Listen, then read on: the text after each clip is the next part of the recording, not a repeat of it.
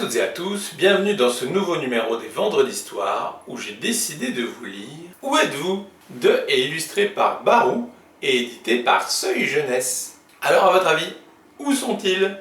Il n'y a qu'un seul moyen de le savoir, c'est d'écouter l'histoire. Un vent léger souffle sur les tours du château. Le soleil se lève au pays des animaux. C'est une belle journée qui commence. Pourtant, sur son trône, le roi s'ennuie. Un ennui gros comme une montagne. Plus gros même encore. Comme 2 montagnes. Ses conseillers ont tout essayé, tout tenté, sans succès. Le roi n'a plus d'entrain pour rien. C'est terrible. Un matin, en prenant sa douche, le roi a une idée. Une super bonne idée. Vite, mes conseillers, mes ministres, réunion générale tout de suite. J'ai trouvé, on va jouer à cache-cache. Prévenez mon peuple. Je ferme les yeux et je compte jusqu'à 100. Allez vous cacher. C'est parti. 1, 2, 3, 4, 5, 6, 13, 17, 22, 34... Le roi a retrouvé le sourire. Un air de fête souffle sur le royaume. Tout le monde joue le jeu et se cache du mieux qu'il peut. 98, 99, 100. C'est parti. Où êtes-vous? Je vais vous trouver. Vu. Le roi s'amuse comme un fou. La salamandre noire, Vu. il sillonne son royaume. L'aigle royal, Vu. l'ibis rouge, Vu. certains sont bien cachés. Mais le roi est fort. La puce du Mozambique, Vu. très fort. L'oursin, Vu. le bigorneau, Vu. le panda, Vu. la truite arc-en-ciel, Vu. la grenouille bleue d'Amazonie, Vu. le cochon d'Inde, Vu. Vu. Vu. Vu. Vu. Vu. Vu. Vu. Vu. Vu. J'ai gagné. Bravo, Votre Altesse, vous êtes vraiment très fort. À cache-cache, c'est vous le meilleur. Vive le roi, vive sa majesté. Le roi est content. Ça fait plaisir de voir qu'il a retrouvé le sourire. Oui, il a l'air en forme. Oui, ça fait plaisir. Faudra pas lui dire qu'on est sans nouvelles du dodo, du dauphin du fleuve Yangtze, du tigre de Tasmanie, du grizzly de Californie, du pic-à-bec d'ivoire, du crapaud doré, de la tortue géante de l'île de Pinta. Animaux disparus. Malheureusement, certaines espèces animales, la plupart du temps du fait de l'homme, ont disparu de la surface du globe. Il peut cependant arriver que des espèces qu'on croyait disparues réapparaissent. L'UICN est l'Union internationale pour la protection de la nature. L'une de ces commissions, la Commission de sauvegarde des espèces, enquête, comptabilise et répertorie les espèces. La tortue géante. La tortue géante de l'île de Pinta est l'une des 10 espèces de tortues géantes des Galapagos. Ces tortues terrestres peuvent mesurer 1,20 m et peser autour de 220 kg. On estime leur espérance de vie entre 150 et 200 ans. La tortue géante de l'île de Pinta a été découverte au XIXe siècle. Victime de la chasse excessive, on l'a crue disparue, jusqu'à ce que l'on en découvre un dernier spécimen, un vieux mâle surnommé Georges le Solitaire. Georges était très célèbre, il avait même sa propre émission de télévision. Mais malgré tous les efforts des scientifiques, il est mort le 24 juin 2012, et l'espèce s'est éteinte avec lui. Le pic-à-bec ivoire. Le pic-à-bec ivoire est un oiseau du continent nord-américain. La crête qui orne la tête des mâles est d'un rouge vif, alors qu'elle est uniformément noire chez les femelles. L'espèce évolue au cœur d'épaisses forêts vierges, à proximité de marécages jonchés d'arbres morts ou en décomposition, et a besoin d'une très grande superficie pour trouver sa nourriture. À cause des exploitations forestières qui ont ravagé son habitat naturel et de la chasse, cette espèce a été déclarée éteinte en 1996, même si différents témoignages ont amené l'UICN à revoir son jugement. Elle est aujourd'hui classée en danger critique d'extinction. Le grizzly de Californie. Le grizzly de Californie est une sous-espèce éteinte de l'ours brun de grande taille et pouvant peser jusqu'à 300 kg. La population de grizzly mexicain a sans doute été quasiment éliminée par l'homme entre 1961 et 1964, mais les scientifiques en cherchent encore des traces. Le crapaud doré. Le crapaud doré vivait exclusivement au Costa Rica, autour de 1500 mètres d'altitude dans la forêt de Monteverde. Ces crapauds d'une taille moyenne de 48 mm étaient remarquables par leur couleur jaune-orangé, phosphorescent pour les mâles, vert olive ou noir avec des taches écarlates entourées de jaune pour les femelles. L'IUCN considère cette espèce comme éteinte depuis 2004. Les raisons données à sa disparition vont du réchauffement climatique, assèchement des mares où ils pondaient leurs œufs, à la pollution, en passant par les maladies. Le dauphin de Chine. Le dauphin de Chine, ou baiji, est une des très rares espèces de cétacés ayant quitté le milieu marin pour s'adapter remarquablement à l'eau douce des fleuves. Sa vision s'était progressivement réduite, les eaux boueuses du fleuve n'offrant que peu de visibilité, alors qu'il avait développé la capacité d'envoyer des sons et d'écouter leur écho pour localiser et capturer ses proies.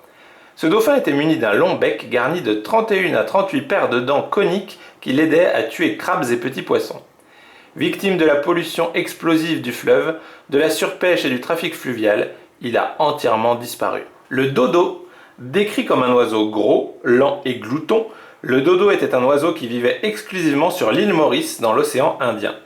Comme le dodo n'avait pas de prédateur naturel, il perdit la capacité de voler. Ses ailes s'atrophièrent et sa queue se raccourcit. La pointe en forme de crochet de son bec reflète ses habitudes alimentaires. Le dodo l'utilisait probablement pour casser les noix de coco.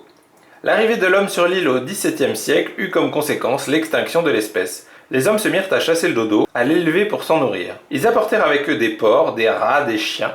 Le dodo nichant au sol était, avec ses petits, une proie facile pour ses nouveaux prédateurs. Le thylacine. Le thylacine, appelé également tigre de Tasmanie, est un mammifère carnivore de la taille d'un loup. Il était largement répandu en Australie et en Nouvelle-Guinée. Chassant généralement seul, le thylacine se nourrissait de toutes sortes d'animaux, notamment des kangourous, des wallabies et d'oiseaux nichant à terre. Maladroit dans ses mouvements, se déplaçant lentement, il était plutôt nocturne ou semi-nocturne. Depuis 1936, l'espèce est considérée comme éteinte. On attribue sa disparition de Tasmanie à sa chasse intensive encouragée par des primes d'abattage, mais elle est due aussi à l'installation des hommes dans son milieu naturel. Introduction des chiens, déforestation et raréfication de ses proies. Animaux à protéger. D'autres espèces animales sont menacées d'extinction, la plupart du temps à cause de l'homme. Le requin. Il existe environ 440 espèces de requins présents dans tous les océans et toutes les mers, dont la plupart sont carnivores. Certaines, comme le requin-baleine et le requin pèlerin, se nourrissent uniquement de plancton. Les requins sont aujourd'hui menacés par une pêche excessive. La disparition de ces prédateurs clés aurait de lourdes conséquences pour les écosystèmes marins. Les requins voient dans l'obscurité mieux que les chats, sentent 10 000 fois mieux que les humains et ont un sens gustatif très développé. Ils ont également une excellente ouïe et la capacité de détecter les champs électriques de leur proie. Le gorille. Ces animaux intelligents nous surprennent par leur comportement et leurs émotions proches des nôtres. Ces singes imposants vivent en famille de 5 à 10 individus qui sont sous l'autorité d'un mâle dominant.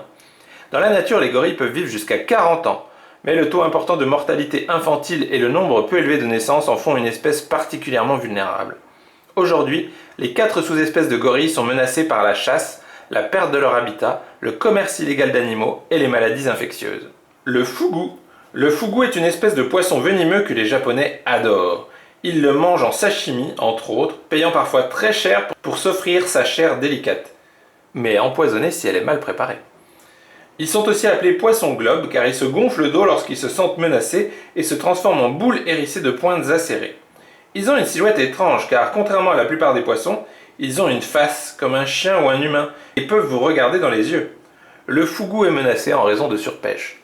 Le gavial du Gange, appelé gharial en Asie à cause de l'appendice en forme de bulbe qui pousse au bout du museau des mâles et qui ressemble à un pot nommé gara. Ce reptile est plus à l'aise dans les fleuves d'eau douce que sur la terre et ne gagne la berge que pour se reproduire ou profiter du soleil. Il se nourrit uniquement de poissons, d'amphibiens ou de crustacés. Il est en danger critique d'extinction depuis 2007. Les principales raisons de sa disparition sont l'urbanisation croissante, la pêche et le marché noir. On commercialise de manière illégale sa peau, très recherchée en maroquinerie, sa graisse et ses œufs. Le panda. En tibétain, son nom signifie chat-ours. Il appartient en effet à la famille des ursidés, mais ses pupilles sont fendues verticalement comme celles des félins. Bien que classé parmi les carnivores, le panda se nourrit principalement de végétaux, de bambous. Son pelage épais le protège du froid des régions chinoises de haute altitude où il vit. En raison de l'essor démographique et des activités humaines, le panda est désormais menacé. Mesurant en moyenne 1,30 m et pouvant peser jusqu'à 160 kg, il possède 6 doigts, dont un faux pouce opposable à ses 5 doigts. Cet os de la patte transformé est une adaptation liée à son alimentation. Le vison. Le vison d'Europe appartient à la même famille que la loutre, la fouine ou encore le blaireau. Ce petit carnivore est un animal semi-aquatique. Il a des pattes postérieures semi-palmées et ne pèse pas plus lourd qu'un cochon d'Inde. Depuis 2011, c'est une espèce en danger critique. En effet, l'urbanisation croissante a contribué à la disparition de son habitat et la pollution des cours d'eau menace la base de son alimentation, poissons et crustacés. Enfin, même s'il est protégé, le vison fait souvent les frais de pièges destinés aux espèces dites nuisibles, comme le vison d'Amérique ou le putois, et de nombreux individus sont tués chaque année le long des routes.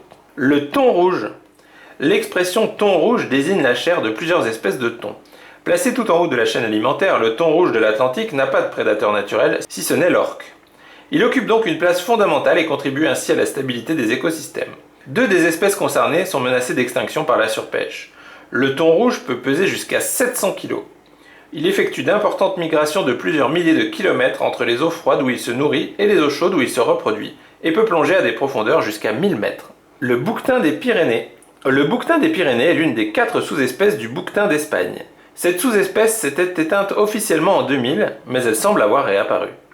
Reconnaissable par ses cornes incurvées vers l'arrière qui peuvent atteindre jusqu'à 85 cm, ce mammifère mesure autour de 1,50 m et pèse jusqu'à 120 kg. Il se nourrit d'herbes, de feuilles d'arbustes, de lichens. Sa disparition s'explique uniquement par la chasse. La femelle ne donne naissance qu'à un bébé par an. Fin. Alors, ça vous a plu ?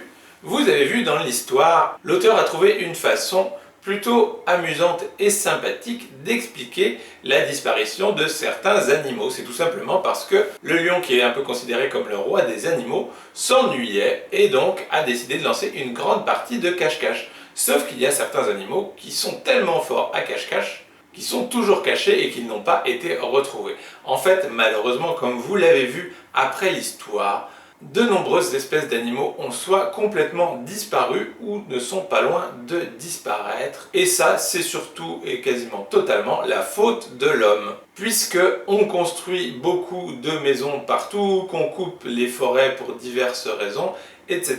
Bref, c'est un peu comme si on allait casser la maison des gens, sauf que là, c'est la maison des animaux que l'on détruit à chaque fois, ainsi que notre planète, puisque l'on a besoin d'eau, qu'on a besoin d'arbres pour pouvoir respirer, etc. Donc, à force de tout détruire, la planète est de moins en moins habitable, et ça fait également que de nombreuses espèces ont complètement disparu et ou ont été tuées parce qu'on utilise leur peau, qu'on les mange, etc. Donc bref, c'est vraiment pas bien, et ça montre l'importance de l'écologie et de prendre soin de la nature, des animaux, des végétaux, etc. qui nous entourent. Donc ça serait vraiment bien que l'on change un peu tout ça afin que les choses s'améliorent et que pourquoi pas les espèces qui sont en voie de disparition puissent se remettre à prospérer et vivre normalement sans crainte de finir éteintes comme certaines autres. Donc voilà, sur ces bonnes paroles, il ne me reste plus qu'à vous souhaiter une excellente journée, un excellent week-end et d'excellentes vacances, puisque normalement ce soir vous serez en vacances d'été. Et je vous dis donc à la semaine prochaine pour une nouvelle Vendredi Histoire. Salut!